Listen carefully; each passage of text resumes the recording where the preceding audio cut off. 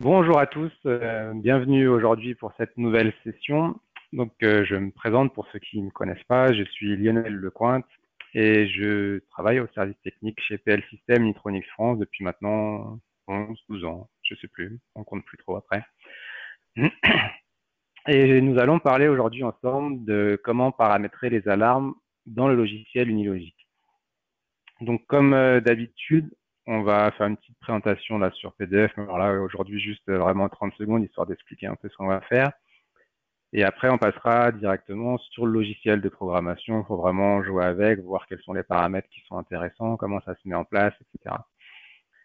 Donc, tout au long de la présentation, n'hésitez pas, vous avez normalement sur la droite de l'écran, généralement, un petit onglet où il y a marqué questions. Si vous avez des questions, des remarques, des choses que vous n'avez pas comprises, ou vous voulez plus de détails, ou quoi que ce soit, n'hésitez pas à poser vos questions et j'essaierai d'y répondre soit au fur et à mesure, si c'est des petites questions voilà, qui s'intègrent bien dans le déroulement de la présentation, soit si c'est quelque chose qui prend plus de temps ou il faut revenir en arrière, etc. À ce moment-là, j'y répondrai plus à la fin, histoire de pas trop couper quand même la présentation en général. Donc, allez, c'est parti, on va y aller. Donc juste, on a dit très rapidement là, avant de passer sur le logiciel, l'idée des alarmes dans Unilogic, on a essayé de faire ça au plus simple. C'est, on va juste aller dans l'onglet alarme, paramétrer des tableaux avec les alarmes, enfin, les valeurs qu'il faut surveiller, qui nous intéressent. C'est-à-dire, voilà, quand j'ai cette valeur-là qui passe à 3, 4, 5, qui passe à 1, à ce moment-là, il faut que je passe en alarme. Qu'est-ce que je veux afficher comme message quand cette alarme apparaît? Est-ce que c'est une alarme que j'ai besoin d'acquitter? Quel est le niveau de cette alarme? Et ainsi de suite. Donc, tous les paramètres intéressants de l'alarme, je vais tous les lister dans un tableau. Et une fois que j'ai fait ça, le logiciel, lui, va me proposer tout ce qui va bien au niveau IHM pour aller accéder, enfin visualiser qu'on est en alarme, aller voir le détail des alarmes et ainsi de suite. Et également au niveau du ladder, c'est-à-dire qu'il va nous générer plein de variables déjà qu'on va pouvoir utiliser nous dans notre application pour savoir qu'on est en alarme, savoir quel est le niveau de l'alarme, ainsi de suite, pour par exemple aller agir sur le système. Et on va expliquer tout ça, on va faire un exemple. Donc pour aujourd'hui, j'ai préparé un exemple qui, voilà, j'ai essayé de trouver quelque chose d'assez parlant. On va juste jouer avec une cuve qui a une électrovanne de remplissage, une électrovanne de vidange, et du coup un niveau qui monte et qui descend, et qu'il va falloir surveiller, qu'il n'aille pas trop haut, qu'on déborde pas, et un bouton arrêt d'urgence. Donc le plus simple, c'est qu'on passe directement, voilà, je dis directement, voilà, ici. Donc ça, c'est ce qu'on a, on va dire, aujourd'hui, donc sans les alarmes, c'est-à-dire, voilà, juste une électrovanne de remplissage avec le niveau qui monte, où là, il faudrait qu'on passe en alarme parce qu'on est un petit peu trop, voire même on est limite de débordement, là. On peut faire redescendre le niveau et à ce moment-là, c'est pareil, on va surveiller. Ici, il faudrait qu'on ait une alarme niveau bas. Et pour simuler des boutons qu'on pourrait avoir en façade de l'armoire électrique, un arrêt d'urgence et un bouton de réarmement. Voilà, très classique, basique, c'est juste pour vraiment jouer avec les alarmes, bien comprendre comment ça se met en place. Donc idéalement, il faudrait par exemple que si on a une électrovanne active, qu'on appuie sur l'arrêt d'urgence, que ça la coupe. Enfin, on est d'accord que dans la vraie vie, il faut que ça la coupe aussi électriquement, mais dans le programme, pareil, il faut que ça la coupe. Ou que si on déborde, il faudrait pouvoir couper le remplissage, mais à la limite laisser quand même la possibilité de vidanger, histoire de faire redescendre le niveau. Donc, on va passer maintenant dans le programme, voir comment à partir de ce petit exemple-là, on peut intégrer les alarmes et surveiller ce qui se passe et agir en conséquence. Donc, j'ai préparé des petits bouts à remplir, on va y revenir après. Ça, c'est ce que je viens de vous montrer. Juste une page écran pour l'instant, avec voilà, une info qui s'appelle EV remplissage, une vanne qui s'appelle EV vidange, et deux boutons, un bouton arrêt d'urgence et un bouton équipement, et le niveau de la cuve. À partir de là, on a tout ce qu'il nous faut pour aller directement dans les alarmes. Donc tout va se passer ici, dans l'onglet alarme. Donc si vous arrivez que vous n'avez rien mis de base, ici c'est vide, et à ce moment-là, il y a juste à cliquer sur le gros bouton plus pour aller ajouter. Alors là, on n'ajoute pas directement des alarmes, on ajoute des groupes d'alarmes, puisque les alarmes, on va les ranger dans des groupes ou par catégorie ou un peu comme on veut. Ça dépend. Si c'est une grosse machine, on peut avoir des groupes par partie de la machine. C'est plutôt en fonction de l'application ici, en fonction de ce qu'on a besoin, on peut répartir les alarmes. Par exemple, moi, j'ai prévu pour l'instant un groupe avec les alarmes de niveau, on va dire, qui ont une importance un peu moindre. On veut juste qu'il y ait une alarme qui s'affiche et qui soit enregistrée, qu'on sache qu'on était un peu haut ou un peu bas, mais on va rien en faire de plus. Et un groupe avec des alarmes que j'ai appelées critiques, où là, on va avoir un impact sur le système, c'est-à-dire qu'il va falloir couper les vannes, etc. L'intérêt de les répartir par groupe, on va y revenir après, mais c'est que du coup, dans le programme, on va pouvoir avoir les infos directement par groupe, de dire là, j'ai au moins une alarme critique qui est active ou pas, et ainsi de suite. L'automate va nous faire une synthèse directement des alarmes critiques, des alarmes de niveau, et ça par groupe à chaque fois. Donc si je rentre ici dans l'alarme, le premier niveau, on a dit c'est la liste des groupes. Donc je vais avoir pour chaque groupe, j'ai son nom, là je l'ai déjà nommé, mais après ce qui va s'afficher dans l'historique,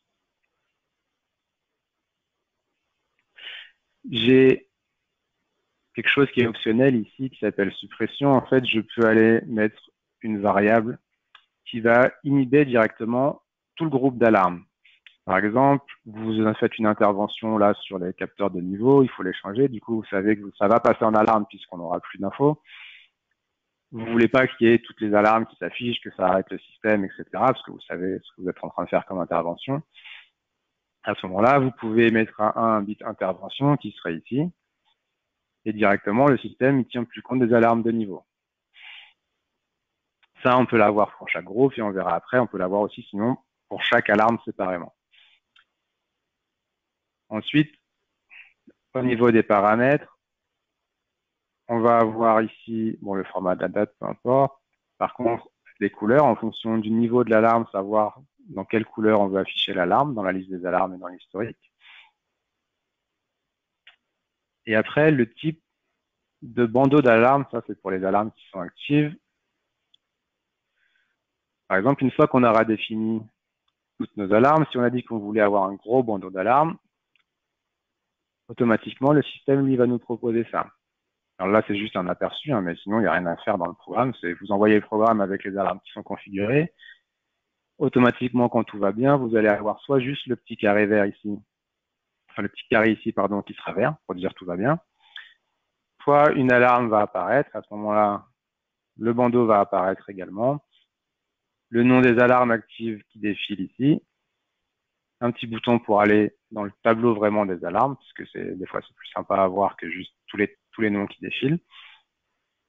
Et un autre bouton pour mettre en pause les alarmes, pour dire ok, j'ai vu qu'il y avait une alarme, mais m'embête plus avec ça pendant une minute, je vais faire mon intervention, etc. Et puis je reviendrai voir après. Donc soit le bandeau comme ça, soit vous préférez avoir juste une petite info si on le met en petit. Et à ce moment-là, vous avez seulement le carré qui reste soit vert quand tout va bien, soit qui passe rouge clignotant quand il y a une alarme. Et à ce moment-là, vous appuyez dessus, vous rentrez dans le tableau des alarmes. Donc, il peut être soit ici, en bas à gauche, soit vous pouvez choisir de le mettre en haut. Et à ce moment-là, il passe là. Soit après, il y a une dernière option, avec celle qu'on va utiliser aujourd'hui pour bien montrer toutes les options possibles. Et qui va être de dire à ce moment-là, je sais juste en haut ou en bas à gauche, ça me plaît pas, je voudrais l'avoir en plein milieu ou je voudrais l'intégrer dans un objet à moi que j'ai fait, etc.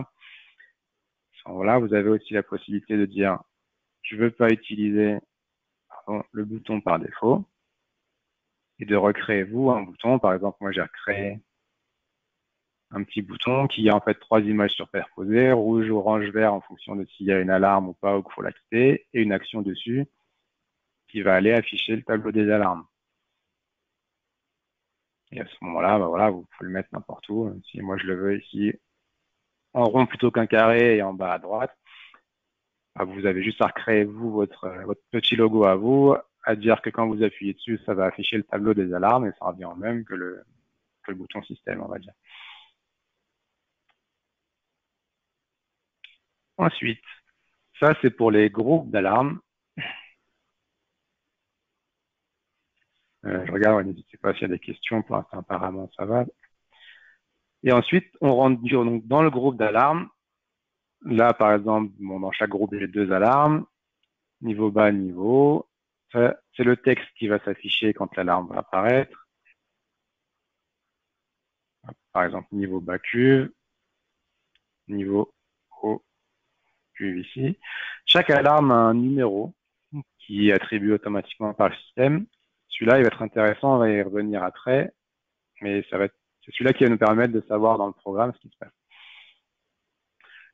Ensuite, on a le niveau de l'alarme, donc ça, pardon, ça va surtout choisir la couleur dans laquelle ça va s'afficher. La priorité, ça c'est plus dans le tableau des alarmes. Après, on peut choisir de les afficher par ordre de priorité ou par ordre d'apparition, ou par groupe, ainsi de suite.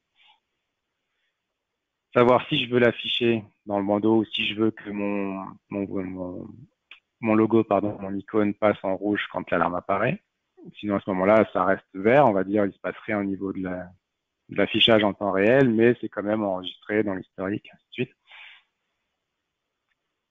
Et là, les alarmes de niveau, on ne va pas demander à l'utilisateur de les activer. Et on retrouve ici le suppression, donc l'inhibition.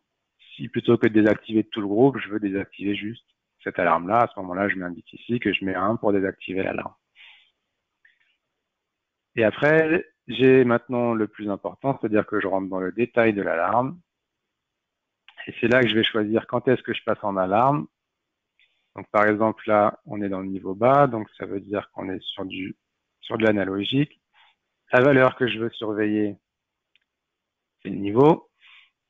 Et pour le niveau bas, je veux vérifier qu'il passe pas en dessous de, pardon, ça c'est l'autre, de 20%. Je peux mettre aussi une petite tempo pour dire il faut que, par exemple, on soit en dessous de 20% pendant 2 secondes avant que ça déclenche l'alarme, ou qu'après, il faut revenir au-dessus de 20% pendant 2 secondes pour que l'alarme s'enlève. Alors surtout si vraiment c'était un capteur de niveau, c'est intéressant parce que sinon si on est juste à la limite, on va pas arrêter de déclencher l'alarme, de l'enlever et ainsi de suite.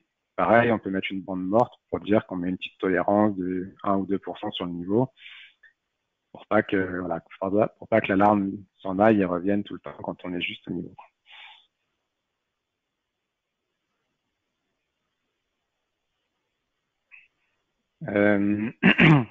Bonjour Gaëtan. Alors apparemment j'ai quelqu'un qui a un problème de son. Je vais voir, ma collègue va essayer de voir ça avec vous. Je sais pas, est-ce que les autres m'entendent bien? Si vous pouvez juste mettre un petit quelque chose comme quoi tout le monde m'entend bien. Sinon, apparemment pour les autres ça va. Donc Gaëtan, désolé, on va voir. J'ai ma collègue qui est là qui va essayer de voir ça avec vous. Et merci aux autres pour la réponse. Hop. Du coup, je vais continuer. Donc on a dit on passe en alarme si le niveau de la cuve passe en dessous de 20%. On peut mettre une tempo si on a envie. Et on va avoir ici la description. Donc, si on veut mettre quelque chose de plus complet au niveau de la description, ça, c'est quelque chose que l'utilisateur va pouvoir avoir quand il va après aller dans le tableau des alarmes et dans les détails. Bon, bah là, le niveau bas, ça reste niveau bas. Il n'y a pas tellement grand-chose à dire. Donc, niveau bas dans la cuve.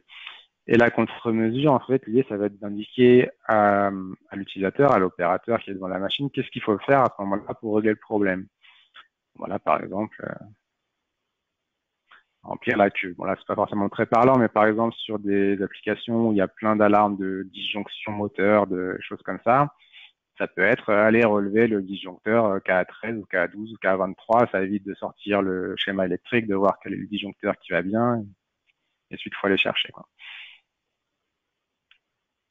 Donc voilà, après, tous les détails qu'on peut avoir dans les alarmes. Donc si on continue, le niveau, c'est pareil, c'est de l'analogique. Du coup, c'est si la valeur du niveau de la cuve passe au-dessus de 80%. Et à ce moment-là, on peut indiquer niveau au cuve et activer manuellement, par exemple, la vanne de vidange.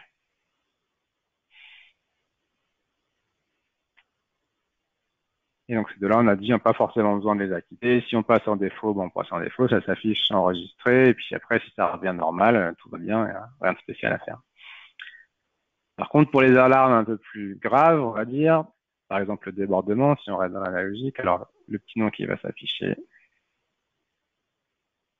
hop là, débordement en français c'est mieux, cuve, ou arrêt d'urgence enclenché, enclenché, on va écrire aujourd'hui.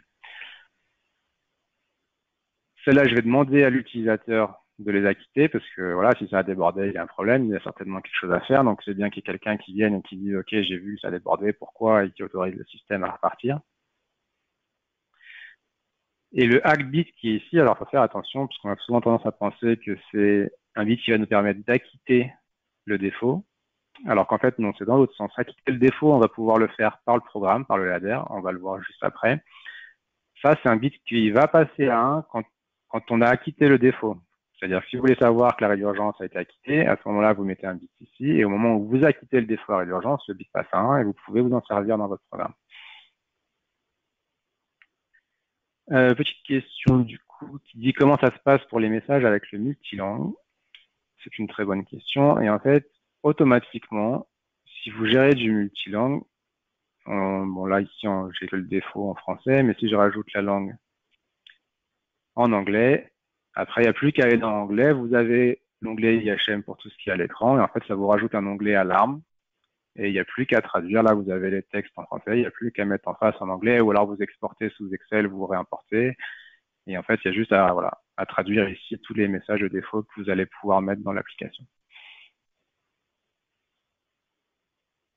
Et ensuite, donc, on était en train de finaliser le paramétrage des alarmes.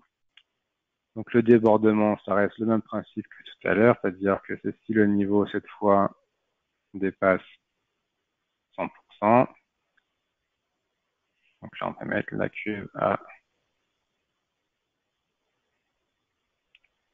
déborder. Et à ce moment-là, bah, là, qu'est-ce qu'il faut faire? Bon, voilà, après, suivre la procédure à 23, enfin, peu importe. Voilà un petit peu. Et pour l'arrêt d'urgence, donc cette fois, on est sur quelque chose qui est tout ou rien. C'est juste un bouton qui est enclenché ou pas. Donc on reste en digital. On va aller chercher le bouton d'arrêt d'urgence. On est en alarme, soit s'il est à 0, soit s'il est à 1. Nous, dans notre cas, on va rester sur 1. Description. Arrêt d'urgence enclenché. Et donc, qu'est-ce qu'il faut faire dans ce cas-là? Bah, déverrouiller l'arrêt d'urgence et réarmer, par exemple.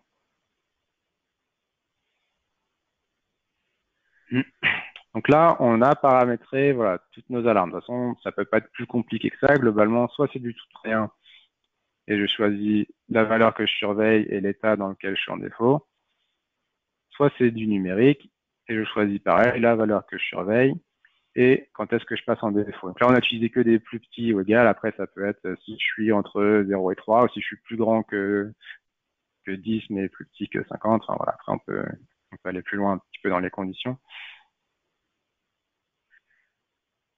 Pas d'accent dans le texte. Il y a l'un qui me demande si pourquoi s'il n'y a pas d'accent. Si, il y a des accents. C'est par habitude quand je programme, c'est vrai que je les mets pas, mais on peut mettre des accents dans le texte des alarmes. Ce qu'on peut peut-être pas mettre, c'est les apostrophes, ouais, mais on peut mettre les accents.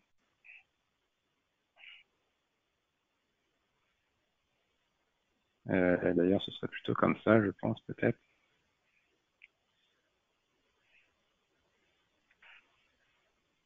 C'est pas le plus important aujourd'hui.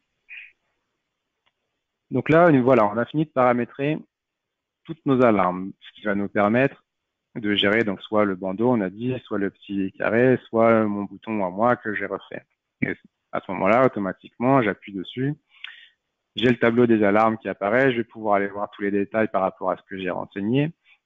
Ce qui me reste à faire pour aujourd'hui, ça va être de gérer la partie on va dire l'ADER, donc de dire, voilà, si je suis passé en alarme de débordement ou arrêt d'urgence, il faut que je coupe mes électrovannes et j'aimerais bien pouvoir réarmer et acquitter par le bouton qui est en façade de l'armoire plutôt que l'opérateur, l'écran, je sais pas, il est un petit peu déporté, il soit obligé d'aller marcher jusqu'à l'écran pour aller acquitter les alarmes.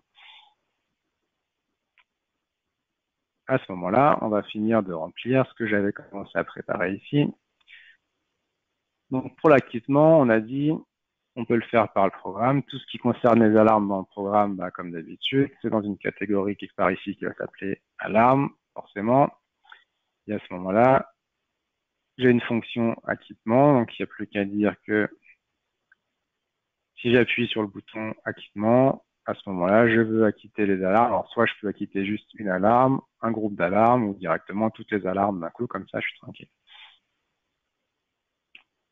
Et après, comment savoir que je suis en alarme de niveau, par exemple, ou que j'ai une alarme qui est active? Parce que l'idée, c'est de dire, voilà, si on a dit, si je suis plus grand que 100%, c'est que je déborde, à ce moment-là, je suis en alarme.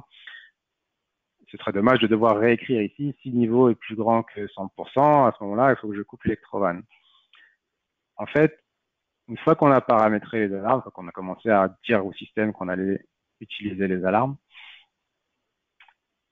le logiciel, va rajouter automatiquement dans les variables globales une variable ici qui s'appelle alarme status.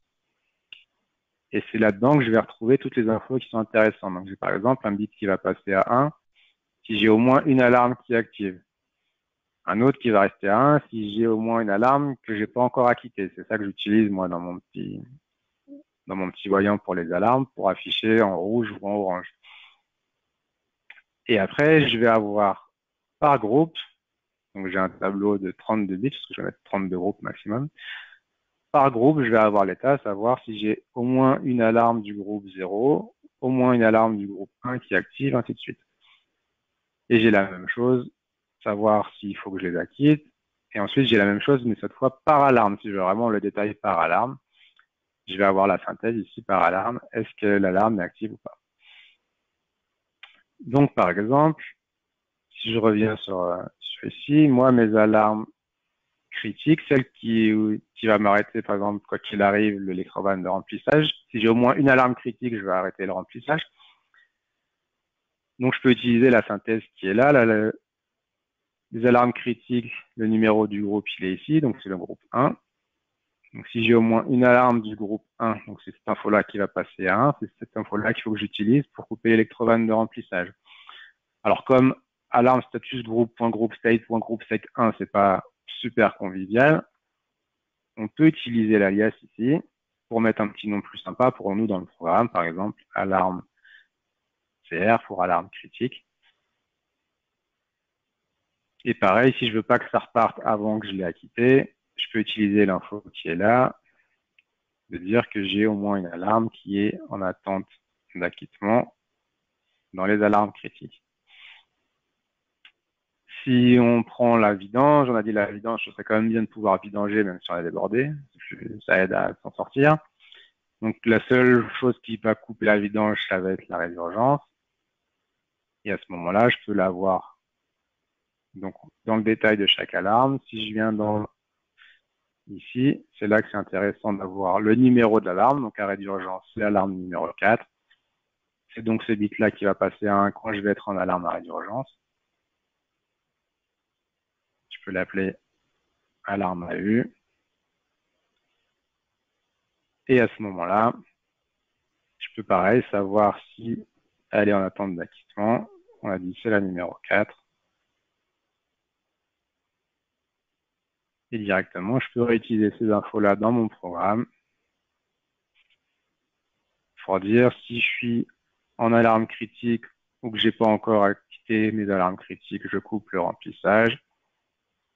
Si je suis en alarme, pardon, arrêt d'urgence ou en attente d'acquittement de l'arrêt d'urgence, j'autorise pas la vidange. Et là, on a fait un peu le tour, voilà, de la base de ce qu'on peut faire avec les alarmes. On va envoyer ça pour voir comment ça se passe. Et après, bah, c'est tout simplement ça qu'il faut utiliser partout. Donc là, on n'a que 4 alarmes, mais sinon, bah, s'il y en a 20, 30, 50, c'est juste renseigner toutes les alarmes. Et après, si on veut pouvoir faire des synthèses d'alarmes, il faut penser avant à les mettre, à les répartir correctement par groupe. Comme ça, le système fait la synthèse à votre place. Ça vous évite de la faire vous, simplement. Leur faire des lignes de programme qui disent si j'ai cette alarme-là ou cette alarme-là ou cette alarme-là, à ce moment-là, il faut que je fasse ça. Vous mettez toutes les alarmes dans le même groupe et vous savez la synthèse qui est faite directement.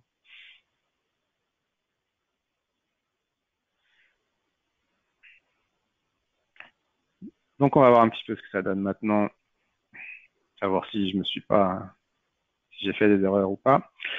Donc là, par exemple, on voit qu'on est en alarme, oui, puisqu'on a le niveau bas. Hop, là, on va enlever ce bandeau-là.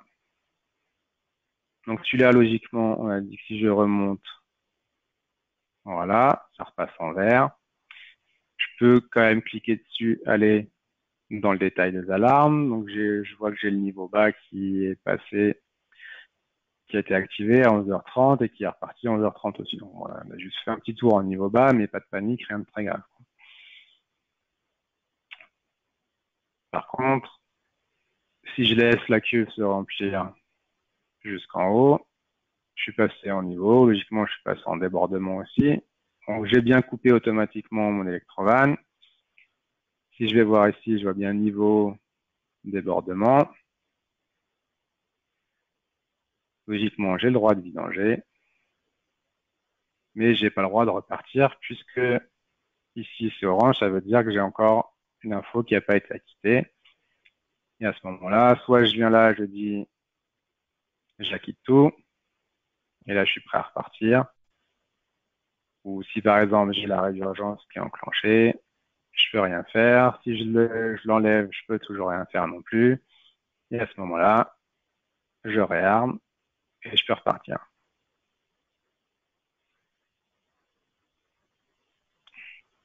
Donc voilà un petit peu sur un exemple très simple, la base, comment ça se met en place, les alarmes, etc. Donc au niveau de la démo, je pense qu'on va s'arrêter là pour aujourd'hui, à moins qu'on ait besoin d'aller plus loin sur certaines questions. Du coup, on va voir s'il y a d'autres questions. Si, questions, effectivement. Donc là, on a effacé toutes les alarmes du tableau. Est-ce qu'il y a la possibilité d'avoir vraiment un historique qu'on ne peut pas effacer? Oui, effectivement, là, quand on est dans le tableau ici, on va avoir toutes les alarmes qui n'ont pas encore été acquittées, effacées, ou si j'ai une alarme active, par exemple, même si j'efface tout, j'ai les alarmes actives oui, bah, c'est l'arrêt d'urgence. J'ai les alarmes actives qui vont rester jusqu'à ce que je les efface et que je les acquitte. Si je veux aller cette fois vraiment dans l'historique, donc c'est-à-dire une page avec tout ce qui s'est passé mais qu'on ne puisse pas effacer, il suffit de rajouter dans le programme un écran et en fait, quand vous êtes dans la partie développement écran, vous avez ici l'historique d'alarme. Donc c'est juste un objet, l'historique d'alarme, c'est juste un objet que vous avez vous à mettre quelque part dans un écran. À ce moment-là, vous appelez cette page-là et vous allez être dans l'historique et vous allez retrouver la même chose avec les infos, les détails, ainsi de suite, et tout ce qui s'est passé. Sauf que là, bah, vous avez tout depuis le début depuis la mise en route du système et vous pouvez pas l'effacer, quoi. Enfin, si vous cochez ce petit bouton-là, vous autorisez l'effacement. Et après, bah, vous pouvez faire apparaître cet objet-là avec ou sans l'option d'effacement en fonction, par exemple, du niveau de l'utilisateur qui est connecté ou ce genre de choses. À savoir aussi que les alarmes sont automatiquement enregistrées sur la carte SD, c'est-à-dire qu'automatiquement, vous allez avoir un fichier CSV qui va se créer sur la carte SD avec les alarmes qui vont apparaître dedans. Ensuite, alors, autre question d'Alain, peut-on associer un son à un groupe d'alarmes? Oui, après, c'est encore la même question. Pourquoi pas, effectivement, ça veut dire que dans ce cas, on a dit quand il y a une alarme d'un groupe qui passe à un, on va avoir ici la synthèse par groupe. Par exemple, si je veux, quand il y a une alarme critique, déclencher un son, Hop, grosse alarme dans l'usine, tout le monde dehors. On a dit que les alarmes critiques, c'est le groupe 1, donc c'est l'info qui est ici. Ça tombe bien, ça s'appelle alarme CR déjà. Dans ce cas, je peux rajouter un petit bout dans mon programme. Voilà, on va mettre ça, on va appeler son, qui dit que si j'ai un front montant du coup sur alarme critique, pour déclencher un son, il suffit de setter un bit qu'on va appeler son alarme critique par exemple, et ensuite d'aller dans les actions et de dire ici, s'il y a son alarme critique qui passe à 1, à ce moment-là, je vais, ah oui, mais alors là, en fait, ça dépend de l'automate que vous avez. Et forcément, moi, je fais pas parce que là, j'ai un automate sans écran intégré en fond d'armoire sur Riding et du coup, il n'y a pas de sortie audio celui-là. Et si vous avez un automate qui est en façade avec la sortie audio, ici, dans les actions, vous avez un Start MP3. Et à ce moment-là, vous faites action Start MP3, vous allez chercher ici votre fichier MP3 et ça va déclencher le fichier.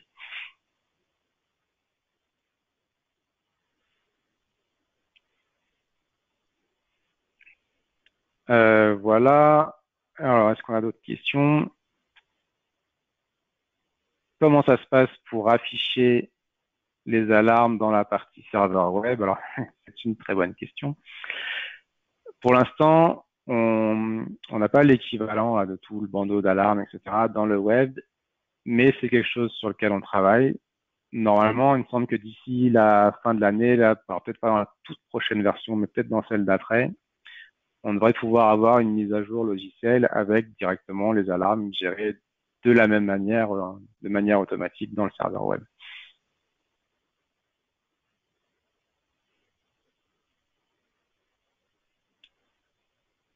Donc voilà, je vais attendre juste 2 minutes, voir s'il y a des nouvelles questions ou pas. S'il y en a pas, à ce moment-là, on va s'arrêter là pour aujourd'hui. De toute façon, comme d'habitude, si vous avez des questions qui vous viennent par la suite, n'hésitez pas à nous renvoyer un petit mail, à passer sur le site internet, il y a une rubrique poser les questions. Et à ce moment-là, on y reviendra. De la même manière, la vidéo se retrouvera certainement cet après-midi sur le site internet dans la rubrique webinaire, comme ça vous pourrez revoir la présentation. Si vous voulez qu'on vous envoie le programme, l'exemple qu'on a fait là, etc., pour pouvoir jouer avec, n'hésitez pas aussi à nous demander, il n'y a pas de souci, on vous l'enverra avec plaisir. Donc sinon, merci, au revoir à tous, bonne fin de matinée et bon week-end.